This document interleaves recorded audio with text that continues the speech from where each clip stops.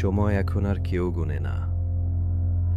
এই গেটগুলো দিয়ে কখনো কত শত যুবক যুবতী ক্যাম্পাসে প্রবেশ করত, আজ সেসব কেবলই স্মৃতির ভাঁজে হারিয়ে গেছে।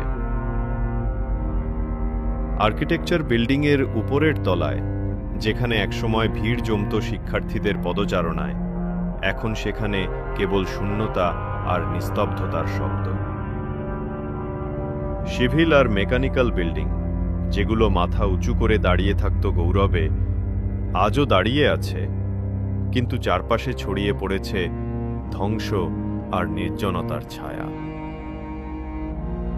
ভুতুড়ে ওয়েবি বিল্ডিং, যেখানে একসময় ছিল মানুষের অবিরাম সমাগম, হাসি, আড্ডা, কোলাহল, আজ সেখানে কেবল প্রতিধ্বনি আর অন্ধকার। ইসিই বিল্ডিং, এখন আর বিদ্যুৎ বা কম্পিউটার শেখানো হয় না।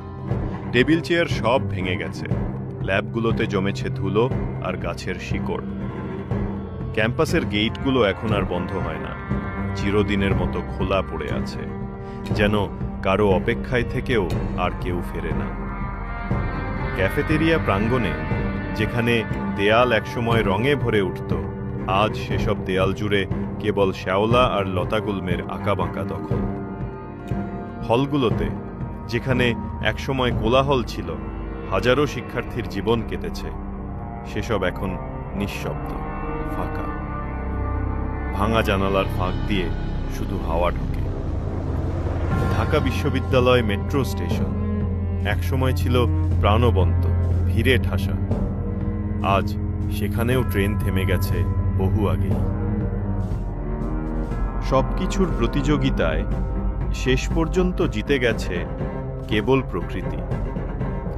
মানুষের স্বপ্ন, গড়ার গল্প, সবকিছুকে ছাপিয়ে আজ এখানে রাজত্ব করছে নিস্তব্ধতা, সবুজ আর সময়ের নির্মমতা।